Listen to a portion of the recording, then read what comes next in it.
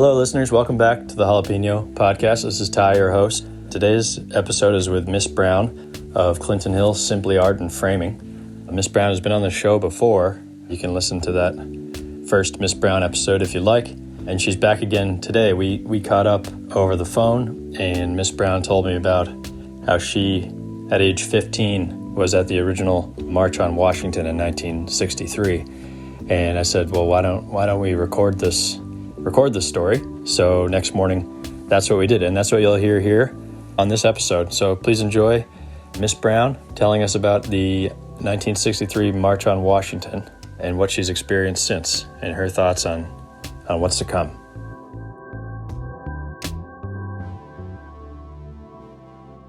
My laptop is very slow, or I guess the server is. So I was hoping that I was doing everything right. Am I on time? You're on time. Yeah, you're fine.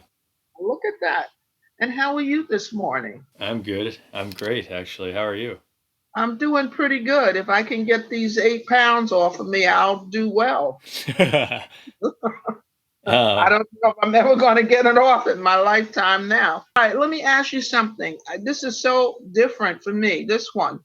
I'm just looking at the screen that has us hosted. If I close it, would I disconnect us? You might. Yeah, I wouldn't. Do you need to close it? You could minimize it. Press the little, not the X button, but the dash, like the little dot, the horizontal line. So let's see what happens. Oh, look at you, a little cutie. I see your picture. Do you see me? No. That's that photo is just tied to my account. That's cute. Yeah, well, that's better. I'd rather look at that than look at all this stuff with numbers on. Okay. Well, I'm glad we're doing this. I can't tell you how thankful I am.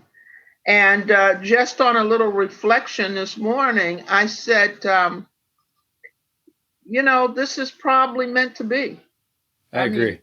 It goes back to the day you walked in with Caitlin. I mean, if this is the reason why we traveled this path, we traveled the path. And it's a great one. So I'm thankful, too.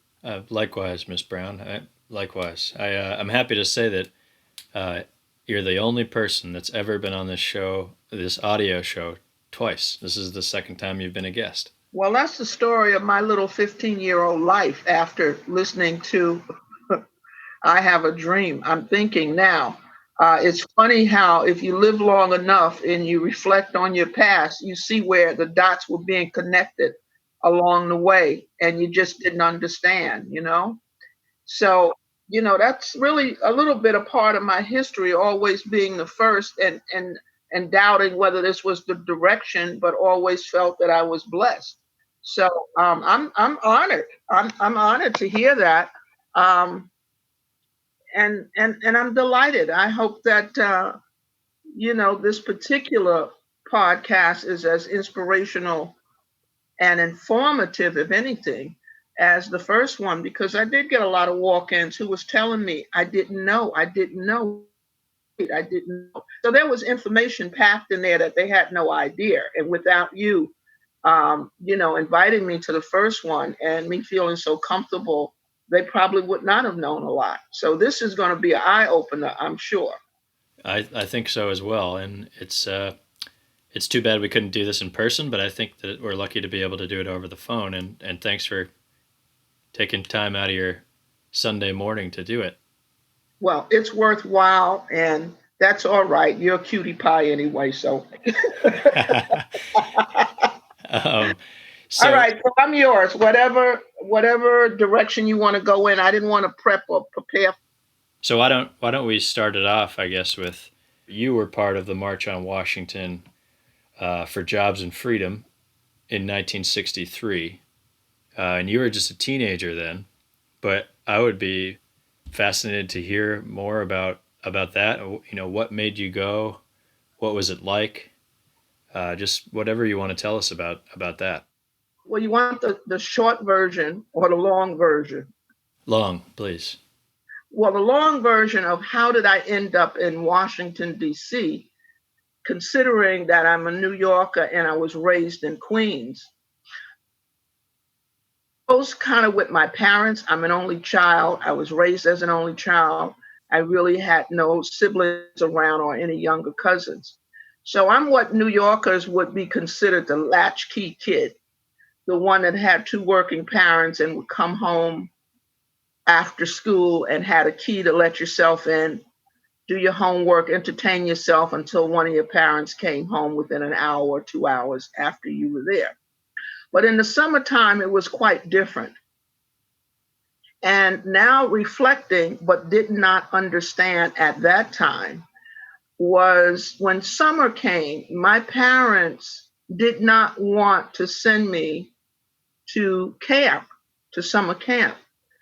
They would send me to relatives for the summer uh, because relatives had children and they wanted me to be around family.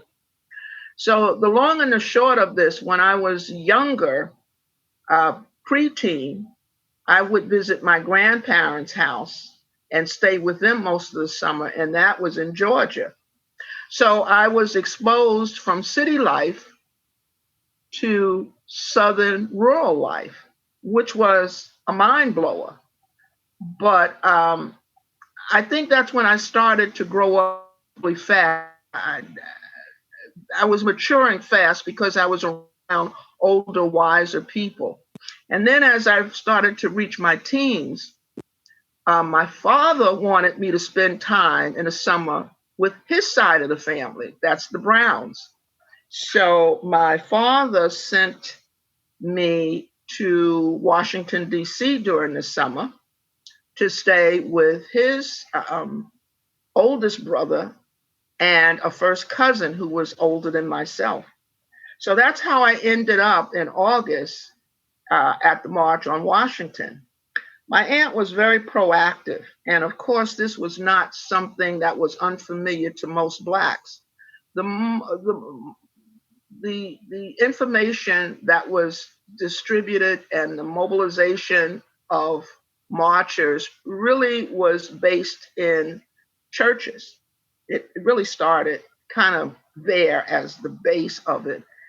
And my aunt was very proactive in church, and she said, the Reverend Martin Luther King is coming to Washington, and we're going to the march. Well, for me, it was okay. I was pretty much kind of swaying toward Malcolm X, listening and hearing things and trying to figure out who I am and what this new teenage life is about and what lay ahead. So now it's what I felt. But my aunt said, okay, so my cousin, who was 10 years older than me, so he was in his early 20s, and he was at Howard. He was going to Howard University at the time. My aunt and myself, the three of us, started out to go down to Washington Mall.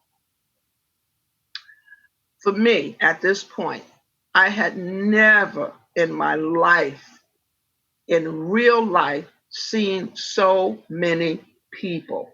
It was overwhelming. I could not believe the number of people that I saw.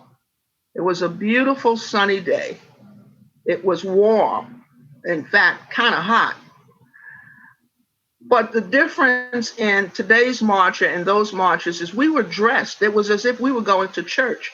I mean, most women had skirts, nice, crisp blouse or dress. The men had slacks or dress pants and shirt, uh, short sleeve shirts. Some women carried purse. I mean, it was really a kind of happening. After that, oh, I don't know, maybe that's how we lost each other, is that I was just so overwhelmed with seeing so many people, so many signs. Um, if I just got separated from my aunt and my cousin. It's as simple as that. I was separated and I did not know exactly what to do. But I got caught in the middle of the marchers, and that's all you could do. It was like a tidal wave of people. You just kept marching, you just kept moving. But the census there was, I'm alone. I wasn't afraid, but I'm not alone because there's so many people. I have to continue moving forward. I cannot go backwards. And if I wanted to move from my position, I couldn't. I needed to go forward until I had an opportunity to leave the marchers. And there was no opportunity. It was just none. But thankfully, I was, fairly small and very thin at that time. So I could wiggle in and out of little pocket holes, so to say. Um, what I found fascinating as I look back, not at that time, was my safety was near the stage. That's what was in my mind. Not trying to find my cousin, not trying to find my aunt. I gave that up. It was a matter of getting to some form of safety. So I kind of got close to the stage part.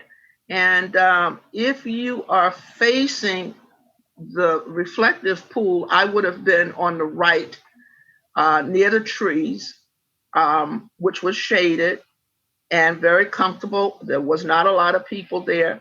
And I was able to actually see most of the speakers very clearly. So I just stood and I waited and I didn't move, and I kind of was more involved with the fascination of so many people. And I will emphasize, more Black people than I had ever seen in my whole entire life. That was nonviolent, very polite and patient, well dressed, and waited. And finally, after some of the speakers, it was such a beautiful day. It was such an incredible feeling. I was not frightened at all. I was just fascinated.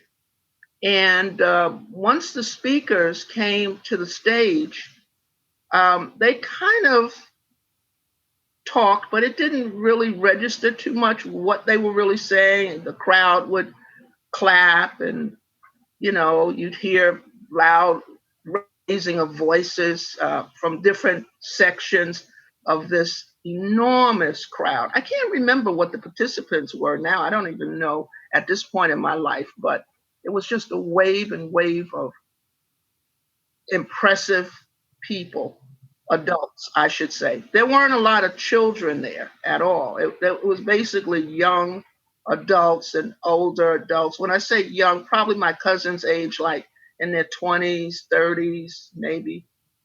Um, and then Dr. Martin Luther King came to the stage. I thought my heart would drop. It was the first time I could see him, but not on TV. My father was a great Martin Luther King supporter, advocate, and enthusiast. Anytime Dr. King came on radio, particularly if it was Black radio, my father would just sit and listen, and he just was awed by him. So for me to actually see him in person at a distance, but I could see him very clear. Um, I guess I was just dumbfounded. When he spoke, I remember the I Have a Dream. And I remember being in Southern churches once the pastor started to preach. It was a very personal um, emotion and feeling one would get. I felt that.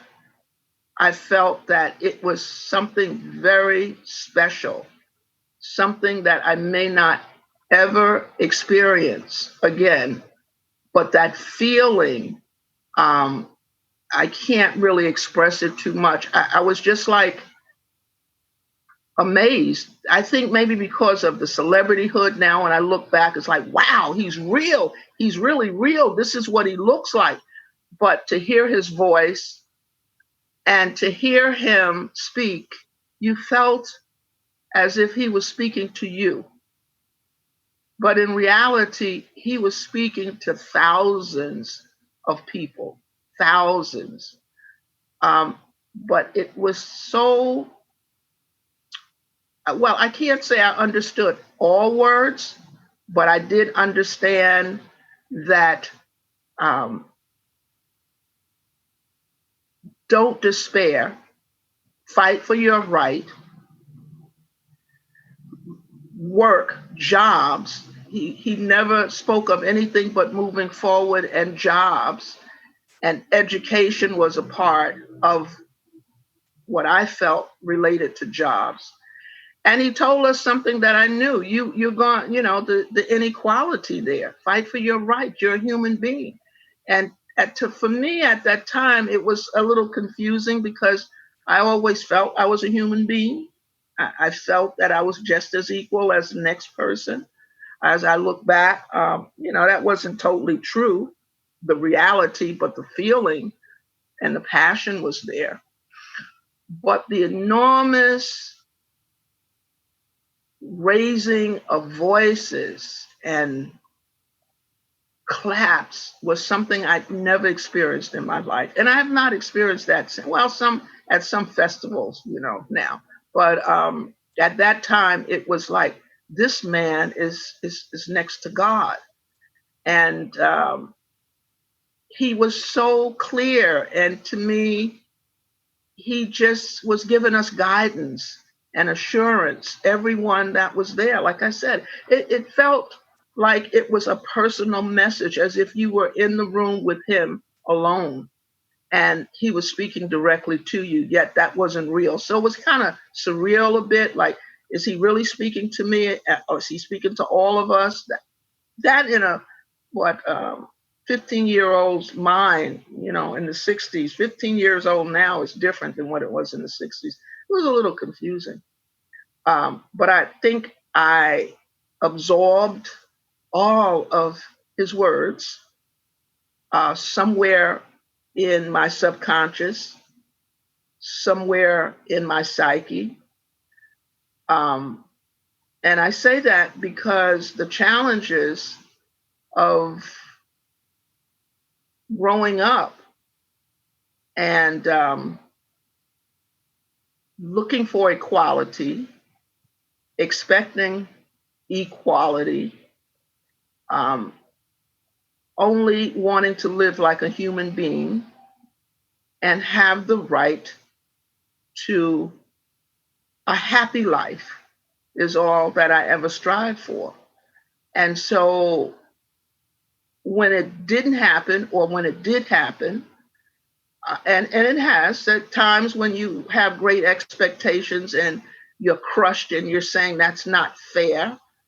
And it isn't fair. In most instances, you're right, it isn't fair. So it's very frustrating, um, as well as it can be rewarding, because something else can happen in your life, that a door is open and you're able to at least walk through the door and push that door open a little wider so that other people can walk through the door without pushing so hard.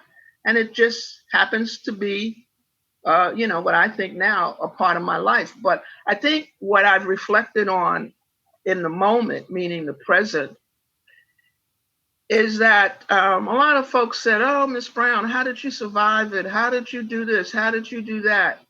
Because I'm a neighborhood business and I'm approaching now 29 years of ongoing business services in a changing community, I only say I'm blessed. I could not have done this alone. Yet I know physically I have done a lot of this alone. But the reality is, back during the March on Washington, being separated from my family, but not feeling alone, being enlightened and not really quite understanding it, um, when Dr. Martin Luther King raised his hand or extended his arm, I feel now that he blessed every one of us there to go out and do the will, because he said that this is historic. Just remember, this is a historic march, but it will not be the last one. There will be more, but you're a part of history. And that is something in my 15-year-old mind I remember. With this quarantine, with the current movement and the mobilization of young people across the United States and globally, it brings me almost to tears.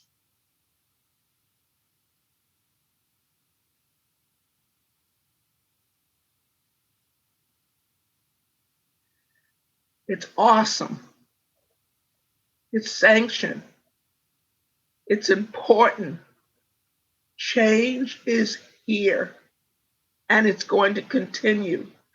While police brutality is the focus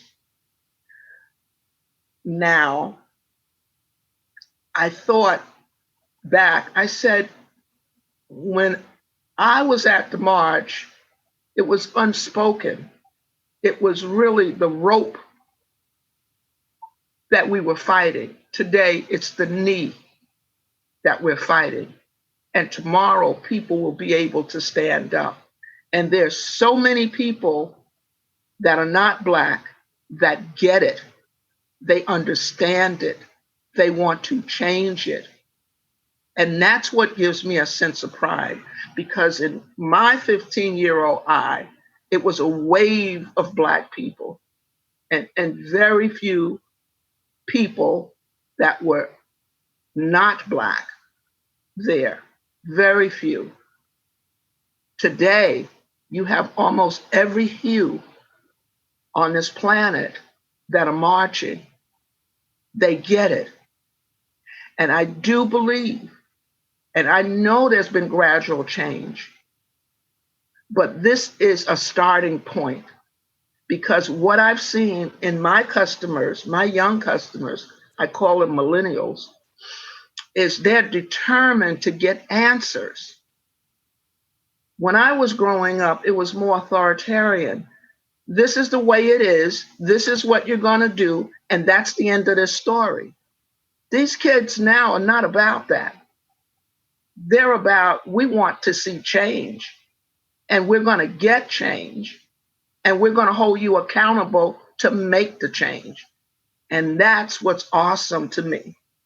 That's what I get, along with a lot of other wonderful, encouraging words that I'm now able to bring to my consciousness, that I believe I was taking in my subconscious, and kept the dream alive. Like whatever it is I wanted to do, there was a foundation that needed to be there. And you could get it done. Even if you were one person, it's going to take longer. But then there'll be two, and there'll be five, and then there'll be 10, and then there'll be 20. And they may not all look like you, but they're a part of the human race. And I think that's what we've evolved to right now in terms of global awareness. I've traveled a lot outside of the United States.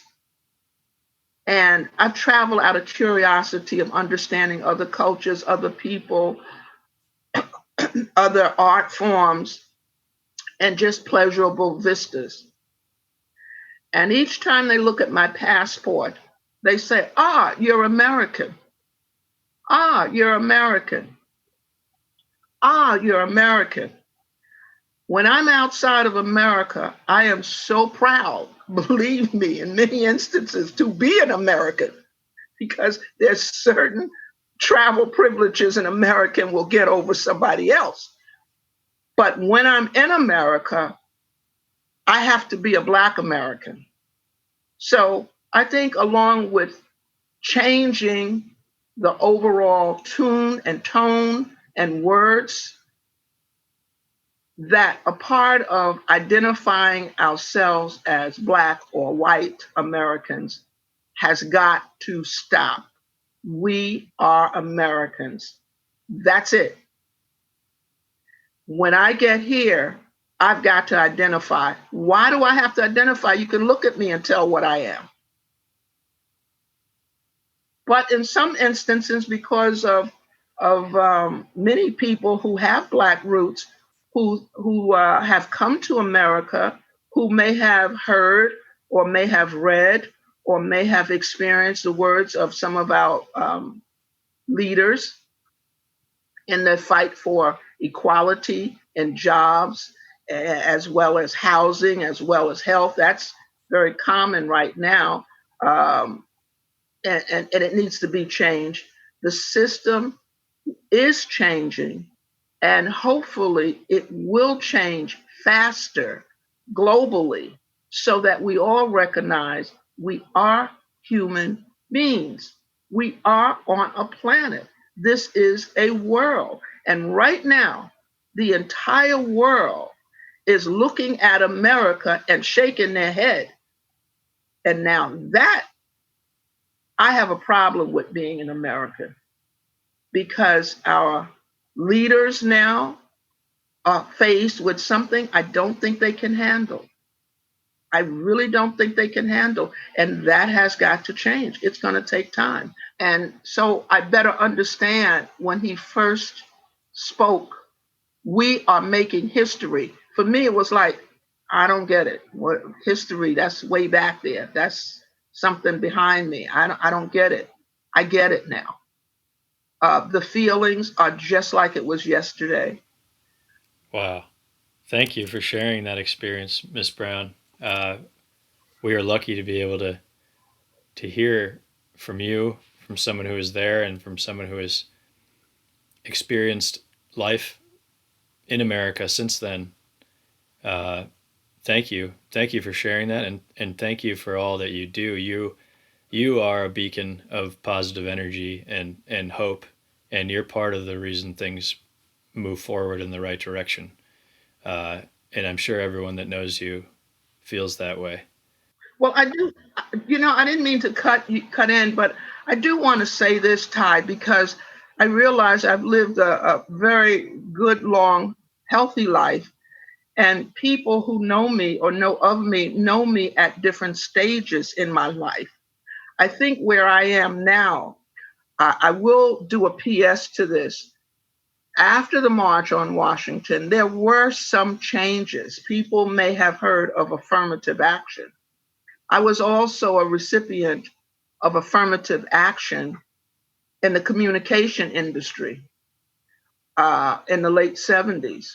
And that meant that advertising agencies, news medias of sort realized the last frontier to allow minorities, and minorities then was, quote, Blacks, into administrative or management roles and jobs, that I did benefit by that. So I do think affirmative action is worthwhile. Equality, making it equal, has a long history of inequality. So you just can't appear and say, I'm here now. This is my skin color now. Give me what you owe me. You also have to be prepared. You do have a certain degree of education that's essential to even begin. So education is key. Having education to get a job and having the door open so that you can be placed in a position that you can earn a living, which is what Dr. Martin Luther King spoke of. So job, always keep a job, have a job, and look for the uh, equal playing ground was a part of me growing up. So I did enter into the advertising world at two ad agencies on an administrative level. I was prepared, but there was inequality among women and among Blacks on the business management side of it. That's the account side. And so at the same time, it was young women young white women, in fact, who had the education. And then it was young Black women who were one step below the young white women. We were all contemporaries. And we fought there for equal pay as well as promotion. And that did not happen. Our colleagues and our contemporaries knew it was unfair, and they shared that with us. We knew among ourselves. So there's harmony among people with similar interests. And what's the word? Racism or sexism was pretty big. So at that point, the only thing to do is to take that exposure, take that experience, and find an area of employment that would accept you for who you were, as well as what you knew and how you contributed to that company. So when I left the advertising part of account management, I moved into Black media, and I was instantly hired at Black Enterprise magazine on their management level. So I was one of the first managers there to work directly under Earl Graves, as well as account development. That's because I was exposed to. So exposure is good. Affirmative action gave me that step forward. I took that, and Black media benefited from my knowledge because they gave me that exposure. Hence, I also, when I left Black Enterprise, I was the first female and the first Black at 3M company here on the East Coast in their advertising division. Now, interesting enough, 3M was the major supplier of these masks that we needed during quarantine. I thought that was incredible. I went back to Black media, to Ebony Magazine, as one of their senior advertising executives who opened up the Caribbean travel market and financial market. Never before happened. Why? Because the numbers of middle class, upscale Blacks had grown to such a degree that in print media, they were overlooked as a significant market for travel, for entertainment outside of alcohol and tobacco. Because of Ebony's strength in that marketplace, other forms of Black media was able to go in. Again, the door was open through the strength of Ebony that gave me an opportunity to help develop. So there are people who know me from the very beginning. Some know me from print and some know me from corporate, but many know me right now in a neighborhood who says, how did that woman survive for 39 years selling art? Those are the people that are fascinated. But I have a very long history. And I found my passion only because I felt there's another door to be open. And it wasn't just a door in a neighborhood. It was a door in an industry of art where there are no ethnic dealers. There really, at any significant nationwide, there are very few Black-owned galleries that are multicultural, multi-ethnic, and that is run and established by Black dealers. Most of the artists can't find a dealer to bring their art level up to the sellability of maybe their contemporaries. It's an industry that is still very tight. But the framing area, the picture framing market, is the one that has shut down women again, minorities, or I hate that word, people of color. And that's what I've been fighting for at least 15 years, to the point that they just gave up and said, let her be.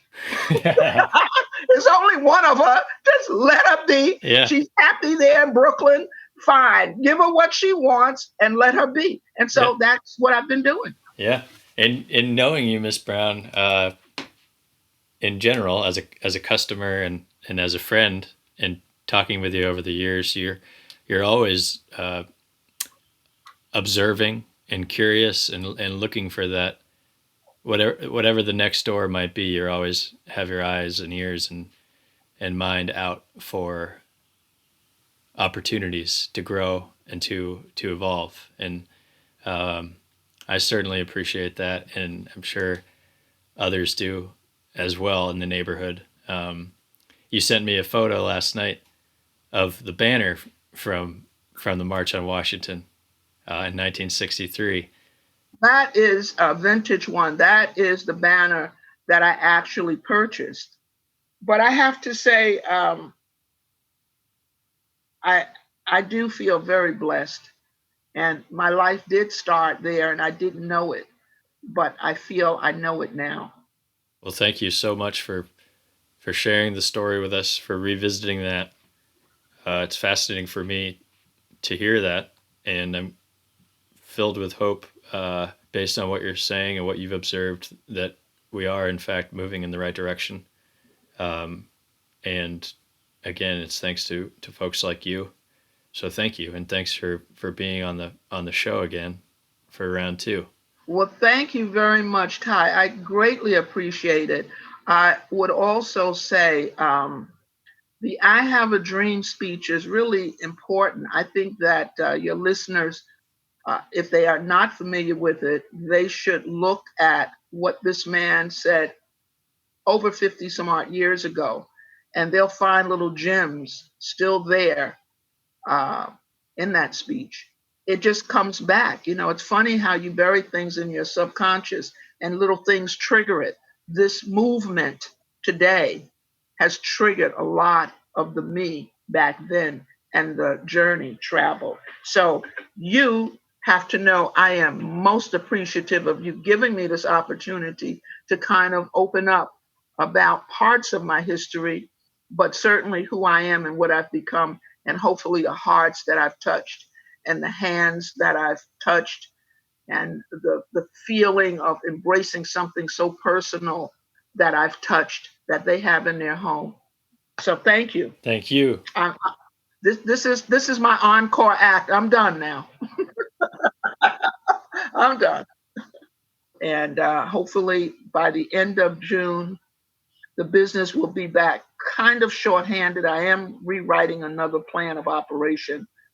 And we'll see. I really trust that things will be just fine. Amen. Okay, great. Well, stay in touch, Miss Brown, and enjoy your Sunday. Thank you so much, Ty. All right. Bye for now.